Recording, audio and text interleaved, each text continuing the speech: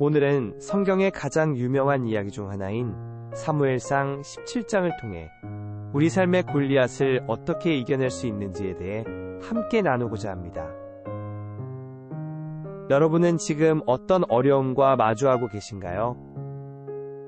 혹시 거대한 산처럼 느껴지는 문제 앞에서 무력감을 느끼고 계시지는 않나요? 마치 작은 개미가 거대한 코끼리를 마주한 것 같은 그런 기분 말입니다. 오늘 우리가 함께 살펴볼 다윗과 골리앗의 이야기는 단순히 3000년 전의 옛날 이야기가 아닙니다. 이것은 바로 지금 여러분과 저의 이야기입니다. 우리 모두가 살아가면서 만나게 되는 골리앗 같은 문제들을 어떻게 바라보고 어떻게 극복해 나갈 수 있는지에 대한 귀중한 교훈이 담겨 있습니다. 잠시 눈을 감고 상상해 보세요. 엘라 골짜기의 그 긴장감 넘치는 전쟁터를 말입니다. 한쪽에는 이스라엘 군대가, 다른 한쪽에는 블레셋 군대가 대치하고 있습니다. 그리고 그 사이에는 키가 3m에 이르는 거대한 용사 골리앗이 서서 이스라엘을 향해 도전장을 던지고 있습니다. 일부 우리 삶의 골리앗을 마주하다. 골리앗. 이 이름만 들어도 무언가 압도적이고 거대한 느낌이 듭니다. 성경에서 골리앗은 단순히 키가 큰 사람이 아니었습니다. 그는 이스라엘 전체를 두려움에 떨게 만든 존재였습니다. 사무엘상 17장 4절에서 6절을 보면 골리앗의 모습이 이렇게 묘사됩니다. 블레셋 진에서 골리앗이라 하는 싸움의 장사가 나왔는데 그의 키는 6규빗 한 뼘이요 머리에는 놋 투구를 썼고 몸에는 어린 갑을 입었으니 그 갑옷의 무게가 놋 5,000세겔이며 다리에는 놋 각반을 차고 어깨 사이에는 놋 단창을 메고 다녔더라. 6규빗 한 뼘이면 대략 3m 정도 됩니다. 현대의 농구 선수들도 보통 2m를 조금 넘는 정도인데 골리앗은 그보다 훨씬 컸습니다. 게다가 그가 입은 갑옷의 무게만 해도 57kg이나 되었습니다. 일반 성인 남자의 몸무게에 해당하는 갑옷을 입고도 자유자재로 움직일 수 있었다는 것입니다. 하지만 골리앗의 진정한 무서움은 그의 크기에만 있지 않았습니다. 가장 무서운 것은 그가 매일 아침 저녁으로 이스라엘 군대 앞에 나와서 외치는 그 도전의 말이었습니다. 너희는 어찌하여 나와서 항호를 벌였느냐? 나는 블레셋 사람이 아니며 너희는 사울의 신하가 아니냐? 너희는 사람을 택하여 내려보내어 나와 더불어 싸우게 하라. 40일 동안 매일같이 이런 도전이 계속되었습니다. 그리고 이스라엘의 모든 사람들은 골리앗을 보고 심히 두려워하여 도망하였다고 기록되어 있습니다. 이 모습이 바로 우리의 현실과 얼마나 닮아 있는지 생각해 보세요. 현대를 살아가는 우리에게도 각자의 골리앗이 있습니다. 그것은 사람마다 다를 수 있습니다. 어떤 분에게는 경제적인 어려움일 수 있습니다. 월급은 오르지 않는데 물가는 계속 오르고 대출금리는 높아지고 노후 준비는 부족하고 마치 거대한 벽 앞에 선 것 같은 막막함을 느끼실 것입니다. 또 어떤 분에게는 인간관계의 갈등일 수 있습니다. 가족과의 불화, 직장에서의 갈등, 친구들과의 오해. 아무리 노력해도 풀리지 않는 관계의 문제들이 마치 골리앗처럼 거대하게 느껴질 수 있습니다. 건강 문제로 고민하시는 분들도 계실 것입니다. 갑작스럽게 찾아온 질병이나 나이가 들면서 점점 약해지는 몸. 이런 것들이 미래에 대한 불안으로 이어지면서 거대한 두려움이 될 수 있습니다. 자녀 문제로 고민하는 부모님들도 계십니다. 아이의 진로, 성적, 교우 관계. 부모의 마음으로는 모든 것을 해결해주고 싶지만 현실적으로는 어찌할 바를 모르는 상황들이 있습니다. 젊은 분들에게는 진로와 미래에 대한 불안이 골리앗일 수 있습니다. 치열한 취업 경쟁, 불확실한 미래, 결혼과 내 집 마련에 대한 부담. 이 모든 것들이 거대한 압박감으로 다가올 수 있습니다. 이처럼 우리 각자에게는 골리앗 같은 문제들이 있습니다. 그리고 이스라엘 군대가 그랬듯이 우리도 이런 문제들 앞에서 때로는 무력감을 느끼고 두려워하고 피하고 싶어 합니다. 골리앗이 40일 동안 매일 도전했듯이 우리의 문제들도 매일 우리 앞에 나타나서 우리를 괴롭힙니다. 아침에 눈을 뜨면 가장 먼저 떠오르는 것이 그 문제이고 밤에 잠자리에 들 때까지 그 생각을 떨칠 수 없습니다. 하지만 여기서 우리가 놓치지 말아야 할 중요한 사실이 있습니다. 문제 자체보다 더 중요한 것은 그 문제를 바라보는 우리의 시선입니다. 이스라엘 군대는 40일 동안 골리앗만 바라봤습니다. 그래서 골리앗이 점점 더 크게 보였고 자신들은 점점 더 작게 느껴졌습니다. 그 결과는 아무도 나아가지 못하는 무기력한 상태였습니다. 우리도 마찬가지입니다. 문제에만 집중하고 문제만 바라보면 그 문제가 점점 더 거대해 보이고 우리는 점점 더 무력해집니다. 하지만 조금 다른 시선으로 바라보면 어떨까요? 그 문제보다 더 크신 분이 계시다는 사실을 기억한다면 어떨까요? 2부 다윗의 등장과 다른 시선. 한 소년이 등장합니다. 다윗입니다. 다윗은 이 전쟁터에 군인으로 온 것이 아니었습니다. 그는 단지 전쟁터에 나간 형들에게 아버지가 보내신 음식을 가져다 주러 온 것 뿐이었습니다. 오늘로 치면 도시락 배달을 온 것이죠. 그런데 다윗이 전쟁터에 도착했을 때 그는 놀라운 장면을 목격합니다. 거대한 골리앗이 나와서 이스라엘을 향해 도전하는데 이스라엘의 모든 군사들이 두려워 떨며 도망가는 모습을 본 것입니다. 여기서 우리는 매우 흥미로운 대조를 발견할 수 있습니다. 이스라엘의 모든 군사들, 심지어 왕인 사울까지도 골리앗을 보고 두려워했습니다. 이들은 전문 군인들이었습니다. 전쟁이 직업인 사람들이었고 무기를 다루는 것에 익숙한 사람들이었습니다. 하지만 그들은 40일 동안 아무도 골리앗에게 맞설 엄두를 내지 못했습니다. 반면 다윗은 어떠했을까요? 그는 목동이었습니다. 전쟁 경험도 없었고 제대로 된 무기도 없었습니다. 나이도 어렸고 체격도 다른 군사들에 비해 작았을 것입니다. 객관적으로 보면 골리앗과 싸울 만한 조건을 전혀 갖추지 못한 사람이었습니다. 그런데 놀랍게도 바로 이 다윗이 골리앗에게 맞서겠다고 나선 것입니다. 도대체 무엇이 다윗을 이렇게 다르게 만든 걸까요? 다른 사람들은 모두 두려워하는데 왜 다윗만은 담대할 수 있었을까요? 그 비밀은 다윗이 골리앗을 바라보는 시선에 있었습니다. 다른 사람들이 골리앗을 어떻게 보았는지 살펴보면 그들은 골리앗의 크기에만 집중했습니다. 키가 3m나 되는 거대한 체격, 57kg짜리 갑옷, 창끝만 해도 600세겔이나 되는 무기. 이런 것들을 보면서 우리가 어떻게 저런 괴물과 싸울 수 있겠는가 생각했습니다. 하지만 다윗은 달랐습니다. 다윗이 골리앗을 어떻게 보았는지 17장 26절에서 확인할 수 있습니다. 다윗이 곁에 서 있는 사람들에게 말하여 이르되 이 블레셋 사람을 죽여 이스라엘의 치욕을 제거하는 사람에게는 어떠한 대우를 하겠느냐? 이 할례받지 않은 블레셋 사람이 누구이기에 살아계신 하나님의 군대를 모욕하겠느냐 하니 다윗은 골리앗을 할례받지 않은 블레셋 사람이라고 불렀습니다. 그리고 그가 살아계신 하나님의 군대를 모욕한다고 말했습니다. 여기서 우리는 다윗의 시선이 어디에 있었는지 알 수 있습니다.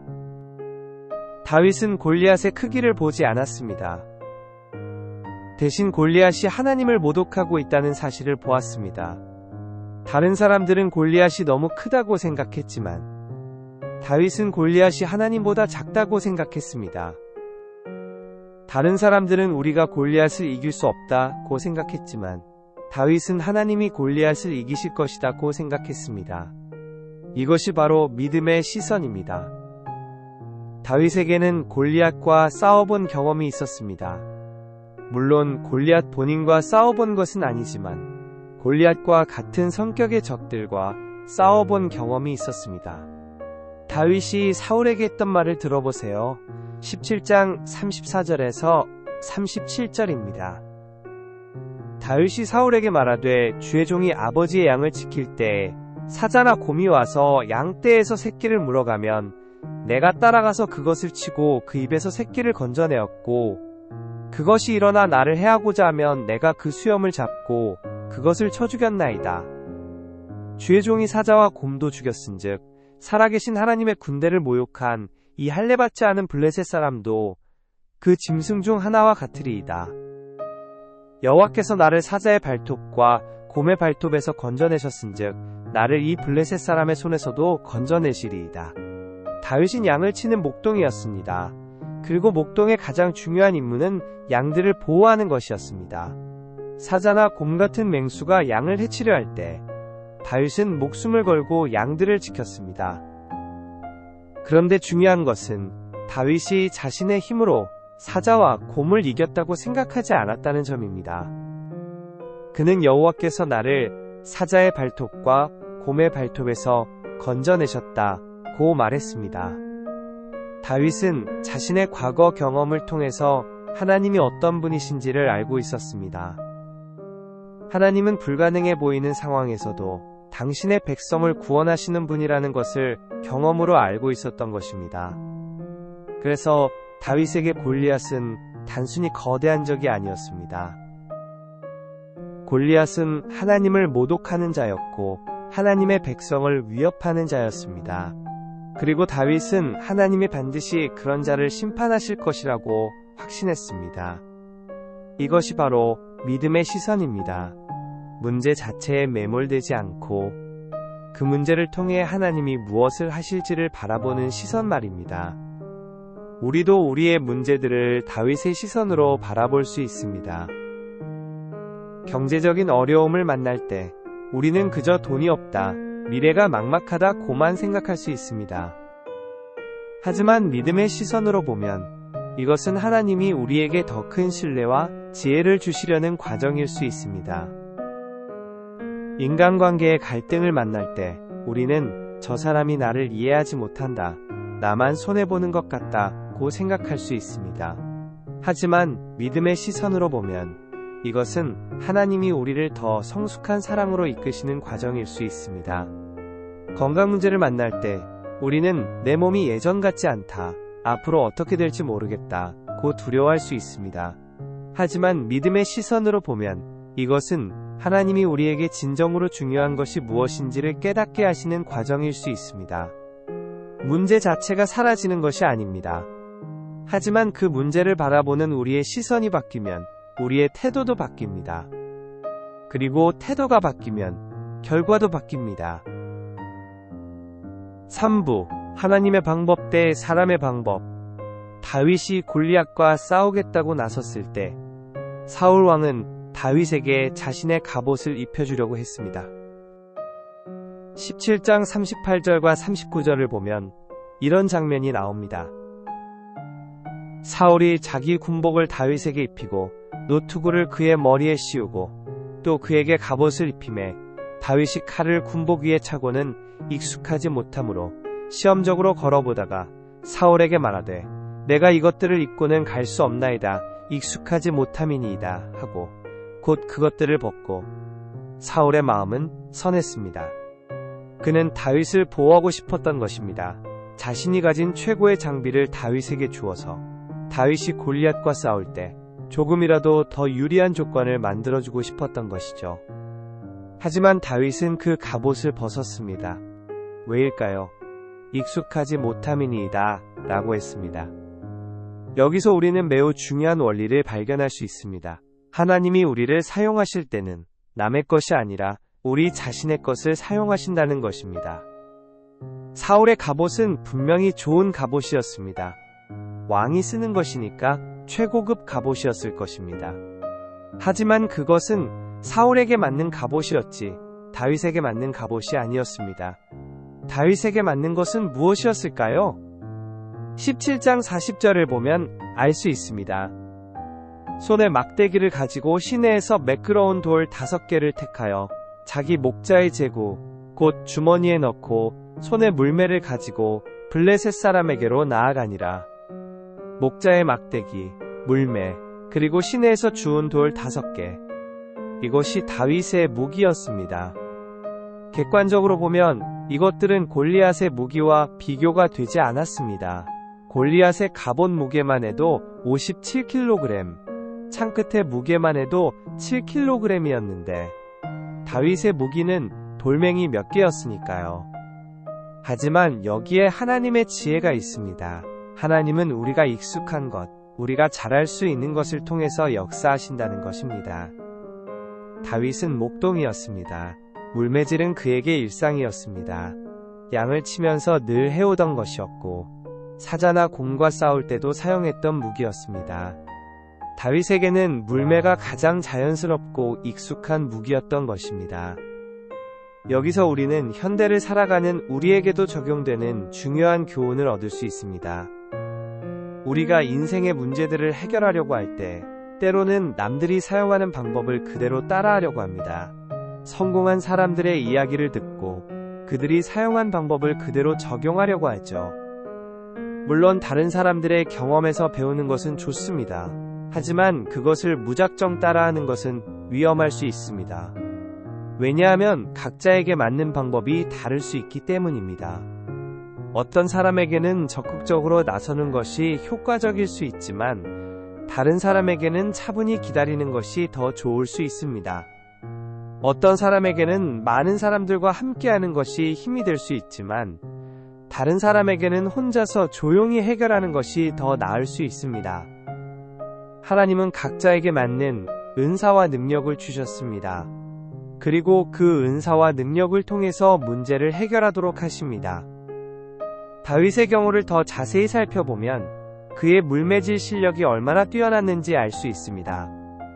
사사기 20장 16절을 보면 베냐민 지파의 왼손잡이 700명이니 이들은 다 물매로 돌을 던져 털끝을 맞힐 만큼 정확한 사람들이라 고 기록되어 있습니다. 다윗도 그런 수준의 물매꾼이었을 가능성이 높습니다. 목동으로서 양들을 보호하면서 물매질을 연마했고 그 실력이 털끝을 맞힐 만큼 정확했을 것입니다. 하지만 더 중요한 것은 다윗이 자신의 실력을 자랑한 것이 아니라는 점입니다. 그는 자신의 능력에 의존하지 않았습니다. 다윗이 골리앗에게 한 말을 들어보세요. 17장 45절에서 47절입니다. 다윗이 블레셋 사람에게 이르되 너는 칼과 창과 단창으로 내게 나아오거니와 나는 만군의 여호와의 이름 곧 네가 모욕하는 이스라엘 군대의 하나님의 이름으로 네게 나아가노라. 오늘 여호와께서 너를 내 손에 넘기시리니 내가 너를 쳐서 네 머리를 베고 블레셋 군대의 시체를 오늘 공중에 세워 땅의 야수에게 주어 온 땅으로 이스라엘의 하나님이 계심을 알게 하겠고 또 여호와의 구원하심이 칼과 창에 있지 아니함을 이 무리로 알게 하리라. 전쟁은 여호와께 속한 것인즉 그가 너희를 우리 손에 넘기시리라. 다윗은 자신의 물매 실력을 자랑하지 않았습니다. 대신 만군의 여호와의 이름으로 내게 나아간다 고 말했습니다. 그리고 전쟁은 여호와께 속한 것이라고 선포했습니다. 이것이 바로 하나님의 방법입니다. 하나님은 우리의 능력을 사용하시지만 그 능력에 의존하게 하지는 않으십니다. 우리의 재능을 도구로 사용하시지만 그 재능을 우상으로 만들지는 않으시죠. 현대를 살아가는 우리도 마찬가지입니다. 하나님은 우리 각자에게 주신 은사와 능력이 있습니다. 어떤 사람은 말을 잘하는 은사가 있습니다. 그런 분은 대화를 통해서 문제를 해결해 나갈 수 있습니다. 어떤 사람은 차분히 분석하는 능력이 뛰어납니다. 그런 분은 신중한 계획을 통해서 어려움을 극복할 수 있습니다. 어떤 사람은 손재주가 좋습니다.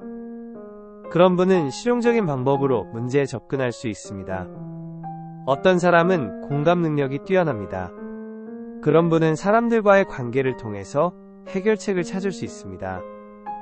중요한 것은 자신에게 주어진 것을 발견하고 그것을 하나님께 의탁하는 것입니다. 남의 갑옷을 입으려고 애쓰지 말고 자신에게 맞는 물매를 들고 나아가는 것입니다. 그런데 여기서 놓치지 말아야 할 것이 있습니다. 다윗이 물매를 들고 나간 것은 분명하지만 그 승리는 다윗의 실력 때문이 아니었다는 점입니다.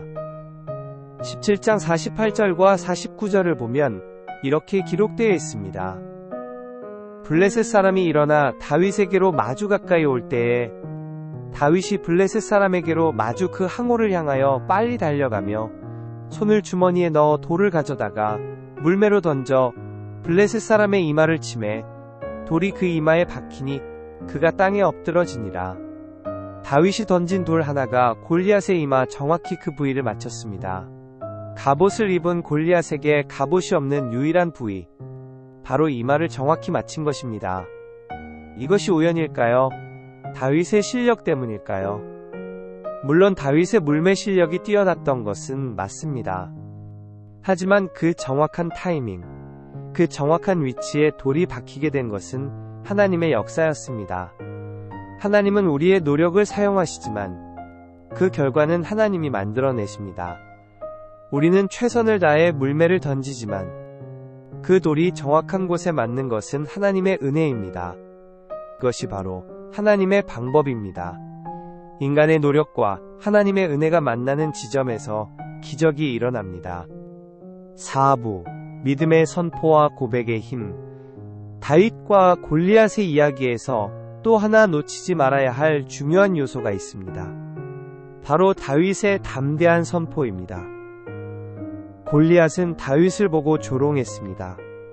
17장 42절에서 44절을 보면 이렇게 나와 있습니다. 블레셋 사람이 둘러보다가 다윗을 보고 업신여기니 이는 그가 젊고 붉고 용모가 아름다움이라. 블레셋 사람이 다윗에게 이르되 네가 개냐 막대기를 가지고 내게 나아오느냐 하고 그의 신들의 이름으로 다윗을 저주하고 또 이르되 내게로 오라 내가 내 살을 공중의 새와 들짐승에게 주리라 하니. 골리앗의 입장에서 보면 다윗은 정말 우스꽝스러워 보였을 것입니다. 키 3m의 거인 앞에선 어린 목동, 57kg짜리 갑옷을 입은 전사 앞에 막대기와 물매 만든 소년. 골리앗은 다윗을 완전히 무시했고 자신의 신들의 이름으로 다윗을 저주하기까지 했습니다. 하지만 다윗의 반응은 어떠했을까요? 다윗은 위축되지 않았습니다. 오히려 더욱 담대하게 선포했습니다. 다윗이 블레셋 사람에게 이르되 너는 칼과 창과 단창으로 내게 나아오거니와 나는 만군의 여호와의 이름 곧 네가 모욕하는 이스라엘 군대의 하나님의 이름으로 네게 나아가노라. 이것이 바로 믿음의 선포입니다. 골리앗은 자신의 무기를 자랑했지만 다윗은 하나님의 이름을 선포했습니다. 골리앗은 자신의 힘을 의지했지만 다윗은 하나님의 능력을 의지했습니다. 골리앗은 다윗을 저주했지만 다윗은 하나님의 승리를 선포했습니다. 여기서 우리는 말의 힘을 발견할 수 있습니다. 우리가 어떤 말을 하느냐에 따라 우리의 마음 상태가 달라지고 우리의 믿음이 달라지고 결국 우리의 행동이 달라집니다. 만약 다윗이 골리앗이 너무 크다. 내가 어떻게 저런 거인을 이길 수 있을까? 나는 너무 작고 약한데 라고 말했다면 어떻게 되었을까요? 아마 다윗도 다른 사람들처럼 두려워서 도망갔을지도 모릅니다. 하지만 다윗은 문제에 대해서 말하지 않았습니다. 대신 하나님에 대해서 말했습니다. 골리앗의 크기에 대해서 말하지 않고 하나님의 크심에 대해서 말했습니다. 이것이 바로 믿음의 언어입니다. 우리도 우리의 문제들 앞에서 어떤 말을 하고 있는지 점검해 봐야 합니다. 경제적인 어려움을 만날 때 돈이 없어서 큰일이다. 앞으로 어떻게 살지? 이런 상황에서는 희망이 없어 라고 말하고 있지는 않나요? 인간관계의 갈등을 만날 때 저 사람은 절대 변하지 않을 거야. 우리는 평생 이렇게 갈등하며 살 수밖에 없어 라고 말하고 있지는 않나요? 건강 문제를 만날 때 내 몸이 이제 예전 같지 않아. 나이도 들어가는데 앞으로 더 안 좋아질 거야 라고 말하고 있지는 않나요? 우리가 이런 식으로 말하면 우리의 마음은 점점 더 절망적이 됩니다. 그리고 절망적인 마음으로는 문제를 해결할 수 있는 지혜나 용기를 얻기 어렵습니다. 하지만 다윗처럼 다른 언어로 말할 수 있습니다. 경제적인 어려움을 만날 때 하나님이 나의 필요를 아시고 때를 따라 돕는 은혜를 주실 것이다. 이 어려움을 통해서 하나님이 나에게 더 큰 지혜와 경험을 주실 것이다 라고 말할 수 있습니다. 인간관계의 갈등을 만날 때 하나님이 우리 사이를 회복시켜 주실 것이다. 이 갈등을 통해서 우리가 더 성숙한 관계로 발전할 수 있을 것이다 라고 말할 수 있습니다. 건강 문제를 만날 때 하나님이 나의 몸을 아시고 돌보신다. 이 상황을 통해서 진정으로 중요한 것이 무엇인지 깨닫게 하실 것이다 라고 말할 수 있습니다. 물론 이런 말들이 마법의 주문은 아닙니다. 말만 바꾼다고 해서 문제가 즉시 해결되는 것은 아닙니다.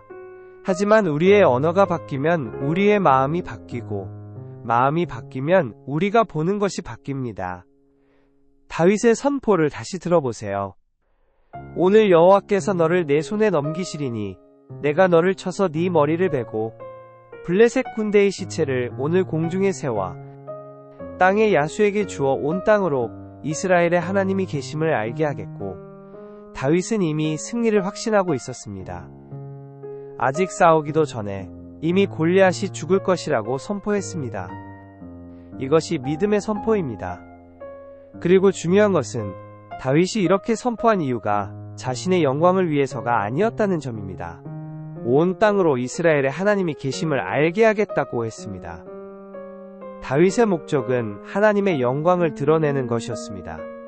자신이 대단한 용사라는 것을 증명하려는 것이 아니라 하나님이 살아계신 분이라는 것을 보여주려는 것이었습니다. 이것이 진정한 믿음의 선포입니다. 자신의 영광이 아니라 하나님의 영광을 위한 선포.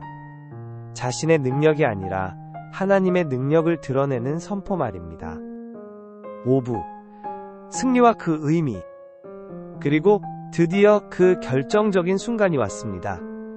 블레셋 사람이 일어나 다윗에게로 마주 가까이 올 때에 다윗이 블레셋 사람에게로 마주 그 항우를 향하여 빨리 달려가며 손을 주머니에 넣어 돌을 가져다가 물매로 던져 블레셋 사람의 이마를 치매 돌이 그 이마에 박히니 그가 땅에 엎드러지니라. 한 개의 돌, 한 번의 던짐으로 거대한 골리앗이 쓰러졌습니다. 40일 동안 이스라엘 전체를 두려움에 떨게 했던 그 거인이 어린 목동이 던진 작은 돌에 맞아 쓰러진 것입니다. 이 순간 전쟁터의 분위기가 완전히 바뀌었습니다. 17장 51절에서 52절을 보면 다윗이 달려가서 블레셋 사람을 밟고 그의 칼을 그 칼집에서 빼내어 그 칼로 그를 죽이고 그의 머리를 베니 블레셋 사람들이 자기 용사가 죽음을 보고 도망한지라.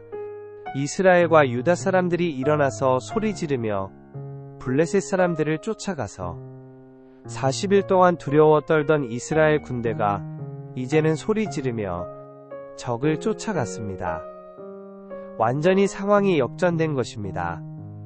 이 승리가 우리에게 주는 교훈은 무엇일까요? 첫째, 문제의 크기가 중요한 것이 아니라는 것입니다. 골리앗은 분명히 거대했습니다. 하지만 그 거대함이 영원한 것은 아니었습니다. 하나님 앞에서는 아무리 큰 문제도 순간에 무너질 수 있습니다. 우리가 지금 직면하고 있는 문제들이 아무리 크게 보여도 그것들은 하나님보다 크지 않습니다. 경제적인 어려움이 아무리 커 보여도, 인간관계의 갈등이 아무리 복잡해 보여도, 건강 문제가 아무리 심각해 보여도 하나님은 그보다 크신 분입니다. 둘째, 작은 것에 힘을 무시하지 말아야 한다는 것입니다. 다윗이 사용한 것은 작은 돌이었습니다. 하지만 그 작은 돌이 거대한 골리앗을 쓰러뜨렸습니다. 우리의 작은 노력, 작은 기도, 작은 순종이 하나님 손에 들려지면 놀라운 결과를 만들어낼 수 있습니다. 작은 친절의 말이 상처받은 사람의 마음을 치유할 수 있습니다. 작은 도움의 손길이 절망에 빠진 사람에게 희망을 줄 수 있습니다. 작은 정성이 깨어진 관계를 회복시킬 수 있습니다. 셋째, 믿음으로 행동할 때 기적이 일어난다는 것입니다. 다윗은 단순히 믿기만 한 것이 아닙니다. 그는 믿음을 행동으로 옮겼습니다. 골리앗을 향해 달려갔고 실제로 돌을 던졌습니다. 믿음은 행동을 동반해야 합니다. 문제 해결을 위해 기도만 하는 것이 아니라 기도와 함께 할 수 있는 실제적인 행동들을 해야 합니다. 경제적인 어려움이 있다면 기도와 함께 지혜롭게 가게를 관리하고 새로운 기회를 찾아야 합니다. 인간관계에 갈등이 있다면 기도와 함께 먼저 손 내밀고 대화를 시도해야 합니다. 넷째, 승리는 개인적인 것이 아니라 공동체적인 것이라는 점입니다. 다윗 혼자만 승리한 것이 아닙니다. 다윗의 승리로 인해 이스라엘 전체가 승리했습니다. 한 사람의 믿음과 용기가 전체 공동체를 변화시킨 것입니다. 우리의 문제 해결도 마찬가지입니다. 우리가 우리의 골리앗을 이기게 되면 그것은 우리 주변 사람들에게도 용기와 희망을 줍니다. 우리의 승리가 가족들에게, 친구들에게, 동료들에게 하나님이 살아계신다는 것을 보여주는 증거가 될 수 있습니다. 6부, 현대적 적용과 실천 방안. 이제 다윗과 골리앗의 이야기를 우리의 실제 삶에 어떻게 적용할 수 있는지 구체적으로 살펴보겠습니다. 먼저 우리 각자의 골리앗이 무엇인지 정확히 파악해야 합니다. 골리앗은 사람마다 다른 모습으로 나타납니다. 어떤 분에게는 만성적인 경제적 압박일 수 있습니다. 월급날이 되어도 한 달을 버티기 힘든 가계 상황, 늘어가는 대출이자, 준비되지 않은 노후. 이런 것들이 매일 아침 저녁으로 우리를 괴롭히며 너는 평생 이 문제에서 벗어날 수 없다 고 속삭입니다. 또 어떤 분에게는 복잡한 인간관계의 문제일 수 있습니다.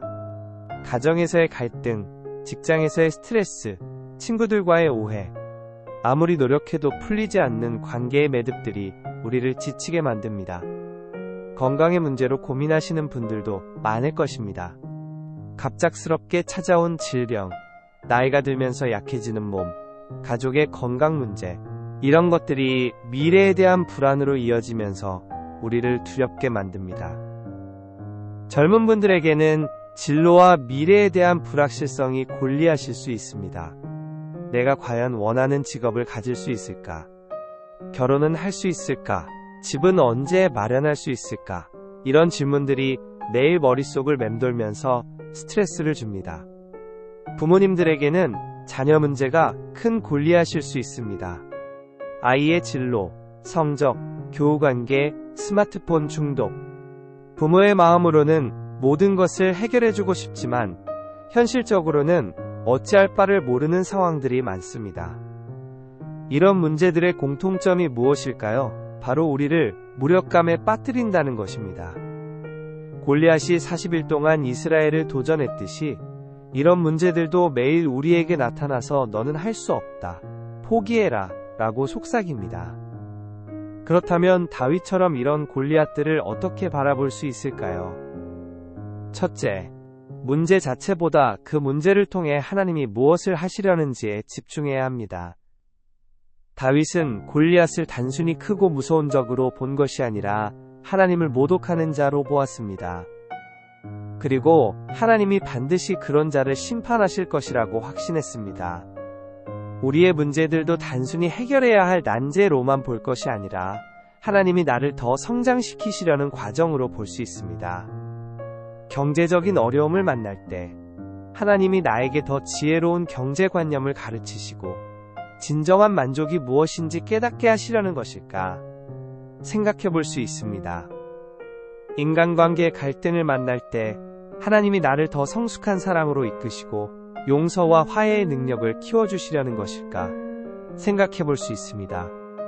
둘째, 우리에게 주어진 작은 것들을 발견하고 활용해야 합니다. 다윗에게는 사울의 갑옷이 아니라 자신의 물매가 어울렸습니다.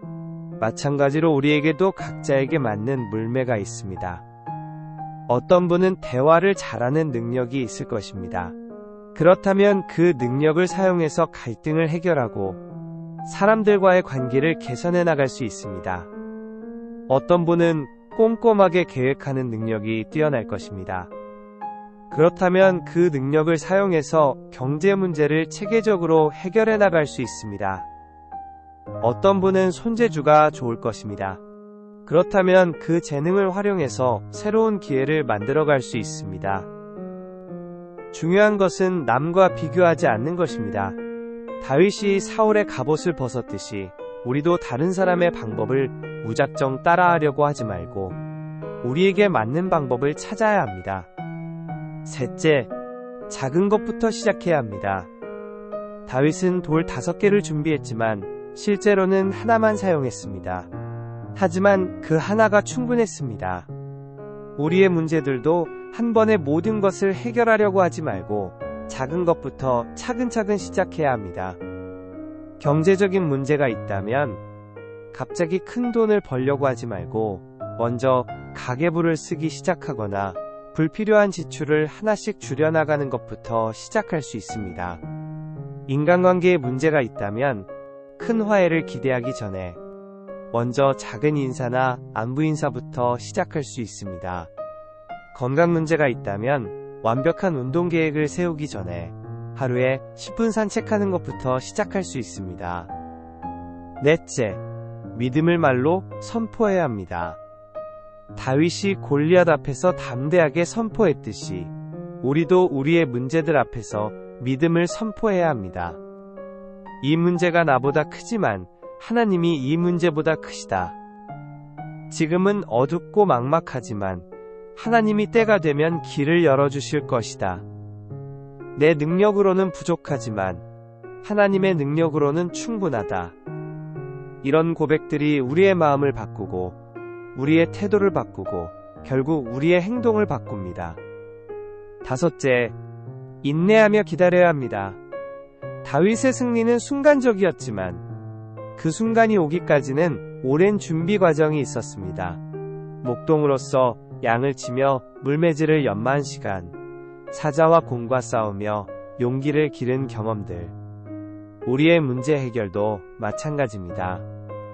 즉시 해결되지 않는다고 해서 포기하지 말고 꾸준히 노력하며 하나님의 때를 기다려야 합니다. 사랑하는 여러분, 오늘 우리는 사무엘상 17장을 통해서 인생의 골리앗을 이기는 법에 대해 함께 생각해 보았습니다. 중요한 것은 골리앗을 이기는 것이 한 번의 사건으로 끝나는 것이 아니라는 점입니다. 다윗도 골리앗을 이긴 후에 계속해서 다른 어려움들과 마주해야 했습니다. 사울 왕의 질투와 박해, 도망자 생활의 고통, 왕이 된 후에 수많은 시련들, 우리의 인생도 마찬가지입니다. 하나의 골리앗을 이긴다고 해서 모든 문제가 끝나는 것은 아닙니다. 새로운 골리앗들이 계속 나타날 것입니다. 하지만 중요한 것은 한 번 골리앗을 이긴 경험이 우리에게 다음 골리앗을 이길 수 있는 믿음과 용기를 준다는 것입니다. 다윗이 골리앗을 이긴 후에 더 큰 시련들을 만났을 때 그는 이렇게 고백할 수 있었습니다. 하나님이 골리앗으로부터 나를 구원해 주셨으니 이번에도 반드시 구원해 주실 것이다. 우리도 마찬가지입니다. 지금 우리가 직면한 골리앗을 믿음으로 이겨내면 그 경험이 앞으로 만날 더 큰 어려움들을 이겨낼 수 있는 밑바탕이 될 것입니다. 그리고 가장 중요한 것은 우리가 혼자가 아니라는 사실입니다. 다윗에게 함께 하셨던 그 하나님이 지금도 우리와 함께 하십니다.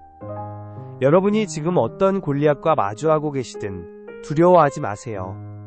그 골리앗보다 크신 하나님이 여러분과 함께 하십니다.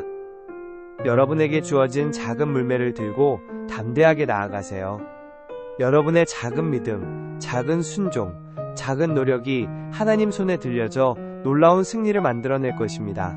골리앗이 40일 동안 도전했지만 결국 하루 만에 무너졌듯이 여러분을 괴롭히는 문제들도 하나님의 때가 되면 순식간에 해결될 것입니다. 오늘부터 여러분의 골리앗을 다른 시선으로 바라보시기 바랍니다. 문제 자체에 집중하지 말고 그 문제보다 크신 하나님을 바라보세요. 그리고 믿음으로 선포하세요. 나는 만군의 여호와의 이름으로 이 문제에 맞선다.